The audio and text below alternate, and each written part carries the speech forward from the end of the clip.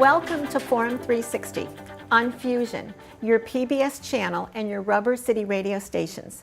This is Leslie Ungar, your host today. Thank you for joining us on our global outlook with a local view. We all lived through it, for some of us barely, but we do understand the presidential election of 2016, or do we? What can be gained by understanding the primary process and the general election? Do we bury it or do we study it? It will probably come as no surprise that two professors at two of our area institutions for higher education decided to study it. Hillary Clinton was chosen as the subject of a class at Kent State University due to her long career in the public eye and her historical candidacy for President of the United States. The University of Akron chose Trump as the subject of a class because, well, he won. Dr. Suzanne Holt, director of the Women's Studies Program and professor in the Center for Comparative and Integrative Programs at Kent State, is teaching Hillary Clinton case study, Perspectives on Gender and Power. Professor Matthew Akers, director of Government Relations and assistant director at the Bliss Institute of Applied Politics, is teaching Trump's Triumph. This class focuses on Trump's rise during the 2016 presidential election. At the recent Oscars, host Jimmy Kimmel asked Americans to take a minute to reach out to one person, someone you disagree with, someone you like, and have a positive, considerate conversation. Not as liberals, not as conservatives, but as Americans. That's what we're going to try to do today as we look at a class on Hillary Clinton and a class on Donald Trump. Welcome to both of my guests, and thank you very much. And let me just note that you are sitting next to each other and have even had coffee together. So we can find some common ground as Americans, right? Absolutely. All right. So let's go back to the fall of 2016, which now seems like a million years ago. When did you first get the idea to create a class on a presidential candidate? Suzanne, I'll start with you. Sure. It began to dawn on me pretty early in the primary season that we were in a kind of terrain that was practically a shout out for somebody to look a little longer, listen a little closer, and process what was going on. I suppose there may have been a layer of interest in Hillary as a presidential candidate way back in 2008. And I felt like we had failed to study that with the kind of depth that it deserved. So to my astonishment, when she announced her candidacy and the primary started to heat up, it seemed as if 2008 had returned, but with a vengeance. And perhaps because her candidacy was maybe a little more likely, maybe a little more calculated, maybe because we'd had time to ponder it a little bit, what had seemed almost casual relative to a kind of recurring sexism started to seem more conscious, more deliberate, a little more lingering in terms of its toxicity. So I would say it was arguably February or March where I started thinking someone should study this. And of course at that time, no one knew for sure that she was going to be the Democratic candidate, though I think a lot of people had used the word coronation. But I think what became clearer and clearer with every ensuing week was that this was defying theory. This was defying like predictions. This was in some ways a kind of defiant time that was challenging us to maybe set aside some of our lenses and try to see something through some for what it different was. kind of lens. And then I think the other thing that was occurring to me is not only was what was happening interesting, but the way we were talking about it and the way that it was being covered. And we were consumed by it. Yeah, it was almost like another layer on top. So the ground level layer, like the three-dimensional reality through which we were living was interesting, but the way we were talking about it just added another level of intrigue for me. So I definitely, to go back to what you were saying at the beginning, there was no question that I would study it personally, and I would propose it as a class to see if anybody else was willing to let me use that as an excuse to dig in with not only my interest, but with the interest of the students that wanted to have a similar enterprise. Okay, so let's go back to perhaps the presidential primary, because you started out with, I like to say, 1,700 or 17. Pick your number of candidates, right? So was it during the primary? Was it during the general election? When did you first get the idea to create a class on this presidential candidate? I really started paying attention to Trump, obviously, in the primaries, because it was interesting to me. He was articulating ideas that many of the other Republicans were not. And I said very early on, it's interesting listening to him on trade, on foreign policy, two areas where he was in disagreement with many of the other Republicans and would even get booed at times for pronouncements he would make. And so I was intrigued by him just because I enjoy listening to people who aren't just using talking points, and I thought, well, this is interesting. And I also knew that some of the positions that Trump was articulating, which again many Republicans even disagreed with, did have a history on the Republican side. So over the summer, as Dr. Holt said, I was also very intrigued, obviously, as we moved towards the general election, paying attention myself very closely. And I was teaching a course in the fall on American conservatism. And it was a small course at Akron. And the students that I had in the course were mainly Republican students or conservative students, but they were not fans of Donald Trump. And as we read a little bit more into the history of American conservatism, they got very intrigued by, again, some of the pronouncements. I remember one of Trump's pronouncements on NATO. We were reading about our own Senator Robert Taft from Ohio, who, as you might remember, was very much opposed to American entry into NATO. And it was simply at that point, not necessarily that you would have to agree with Senator Robert Taft or with candidate Donald Trump, but that these ideas that, again, both sides of the aisle were criticizing and saying, well, Trump is just saying this off the cuff and everything, was saying, well, it looks like there may be a little bit more to it than that. Again, just foreign policy is another issue that with his use of America First, we were reading about the America First Committee and the course on American conservatism, and they said this would be really interesting to study. And we were somewhat in agreement, though, but Trump is probably not going to win. So after the election, I very quickly said, I think I'm going to put this course together, partly around that idea of simply reading history to see that there is some historical precedent for a number of the things that Trump had advocated, but also because I knew both sides of the aisle. Again, obviously many Democrats or liberals were very upset by the election, would openly say, we don't know what happened here, why did this happen? But many Republicans also said, we don't know what happened here. We don't know what happened, right. So I really wanted to provide a course that would provide a historical background, but also some empathy with people who supported Trump, to say maybe they don't all have three heads, that there's some things that both sides of the political aisle, maybe some areas of agreement, actually. And so that's why we actually started out with Hillbilly Elegy by J.D. Vance as our first book for the course, and I think that was a good start to the course. So it really happened back, I would say, immediately after the election that I actually said, since he won, let's go ahead and do this. Let me ask you, and I'm just going to give you one word to answer this. If Trump had lost, would you still have done a class on the whole phenomenon, even if he had lost? No. If Hillary had won, would you still have done a class on gender and power? I think that my strange, almost paradoxical fear was that if she won, we would presume that we didn't see anything we had just seen. That we would pretend that all was well. And it was back to normal? That was back to normal. So in some ways, the loss was, if this was the tragedy that a lot of people are now framing it, that was the right ending for the tragedy of Hillary Clinton.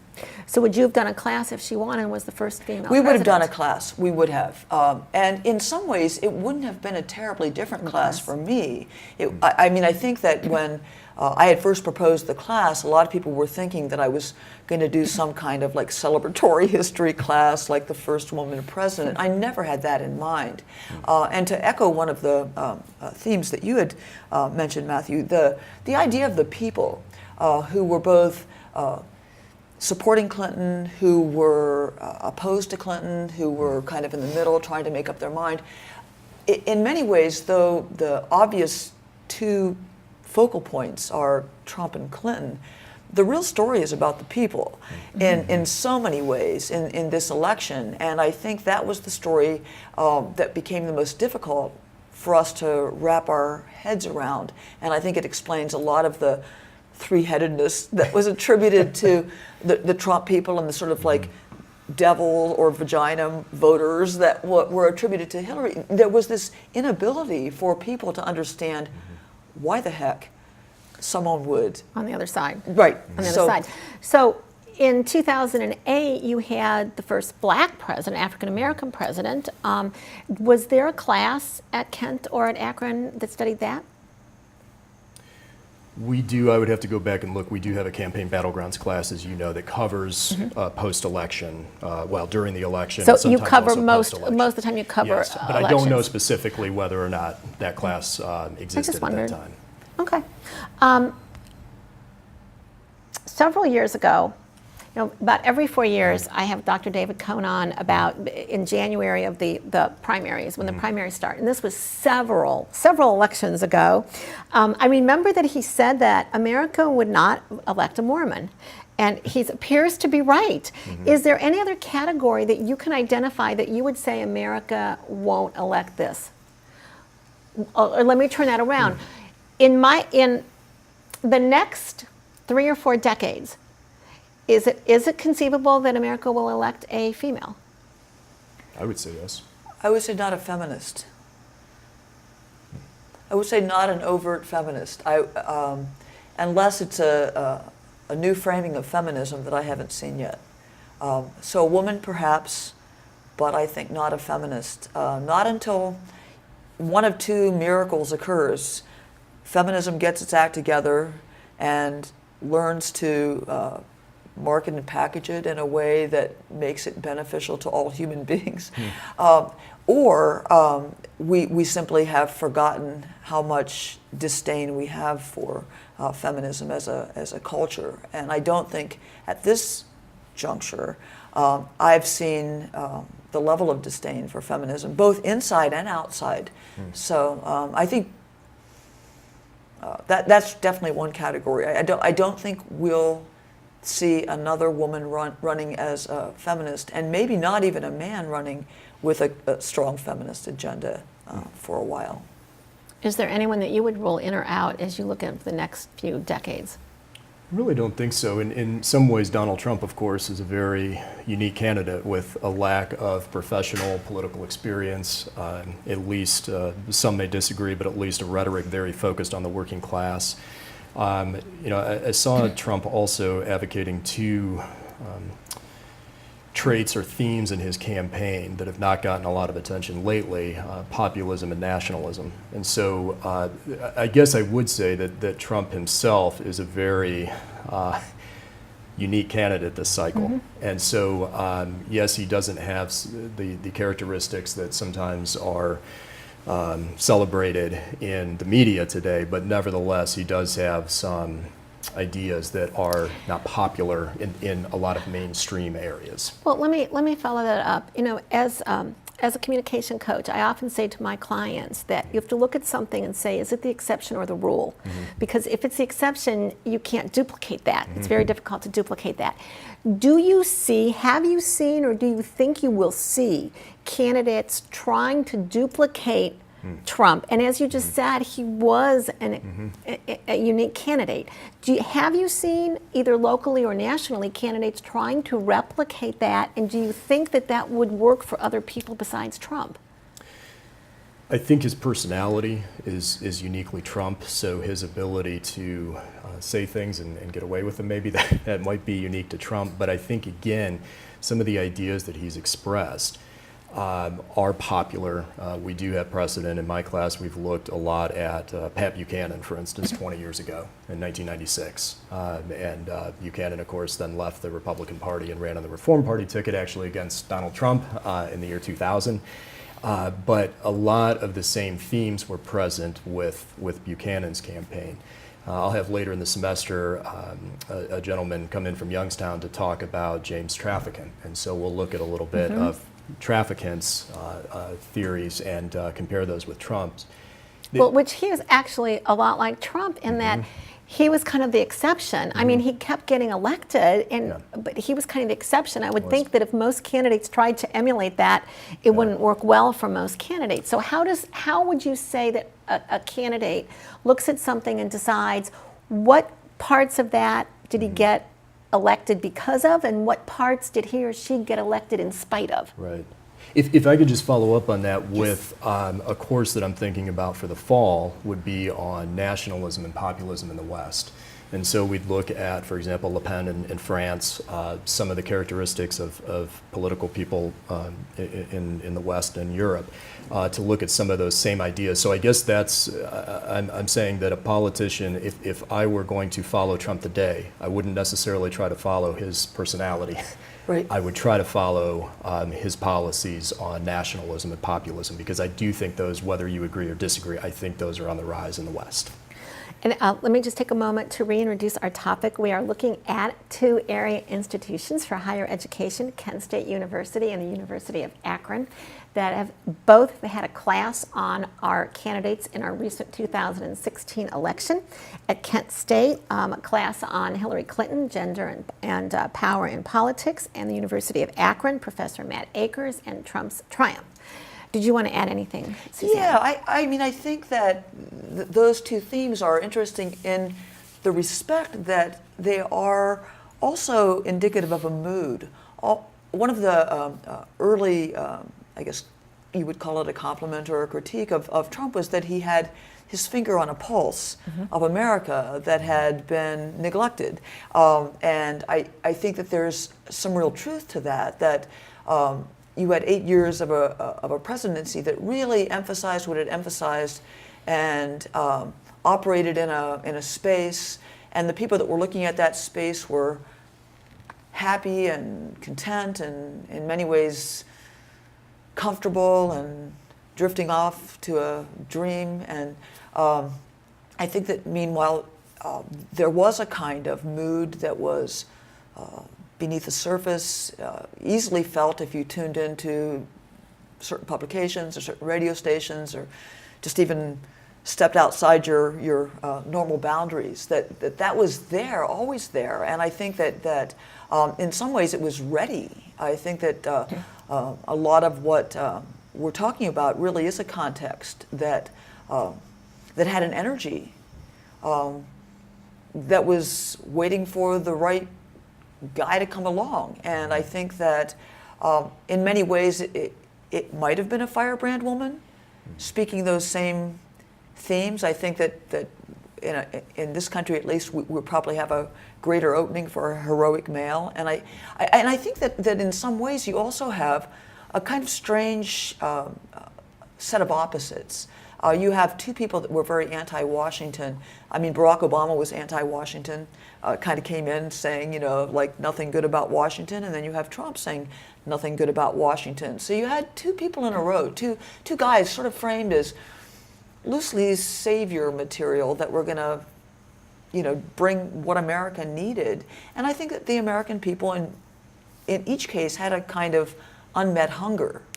I think the hunger that Barack Obama satisfied was kind of satisfied. I think that the hunger that Donald Trump met was completely just waiting for. So let me ask you, because this is such a fascinating topic and time is going by so fast.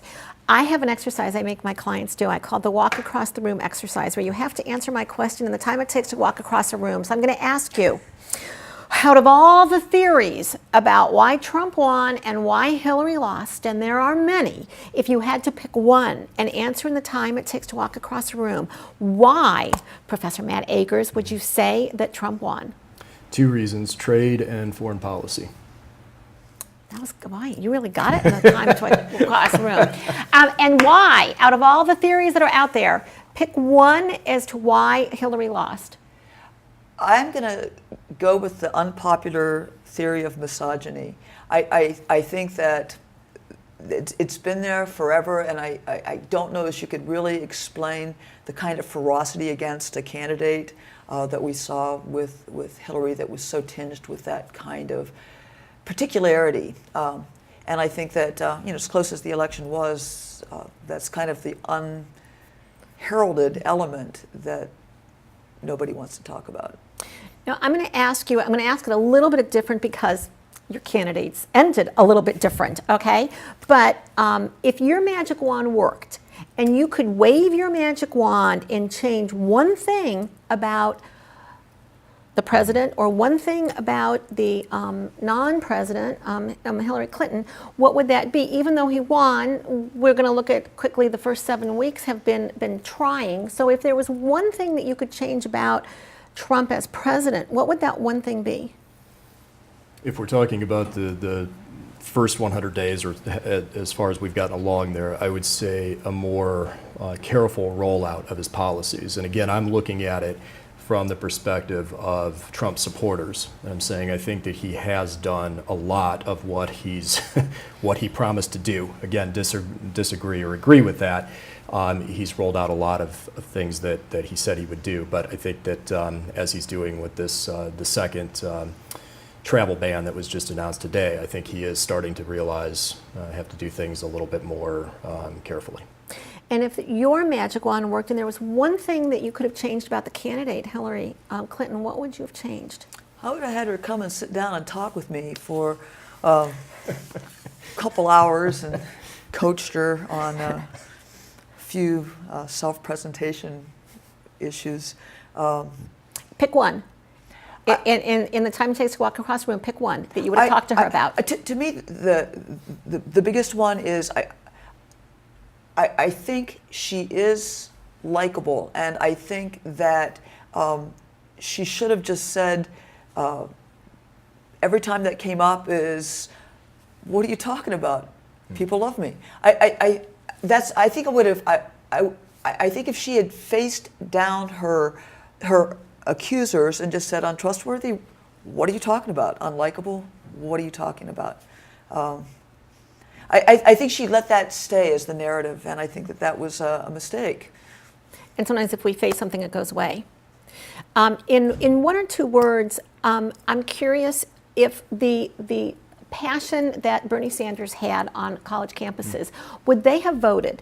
If he had been the candidate, would those students that were passionate about him, would they have actually voted? I'm going to ask each one of you what you think, yes or no. I would just answer from my class based upon anecdotal evidence, yes, because a number of them who supported Trump in the end voted for Trump actually were Bernie Sanders supporters who were upset that he was not the Democratic. And in a couple words, as we wind down, would those passionate Bernie Sanders people, do you think that they would have still voted for Bernie if he was the candidate? I think that they were having a kind of a born-again experience, to tell you the truth. I think for a lot of them it was a brand new revelation that they were interested in politics. So I think that he brought something to them that was like a profound, like, inner experience, something sort of quasi-religious. So I think they probably would have voted. Would have voted. Now, my last question, in the time it takes to walk across a room, we look back at this 10 or 20 or 30 years, how will Trump have changed the Republican Party? If he continues on the course that he's on, I think he may actually return it to an older style of conservatism, say a 1950s style Republican conservatism focused again on trade and foreign policy. I think his arguments against involvement in foreign trade alliances, as well as a more isolationist foreign policy, may take the Republican Party back to its roots.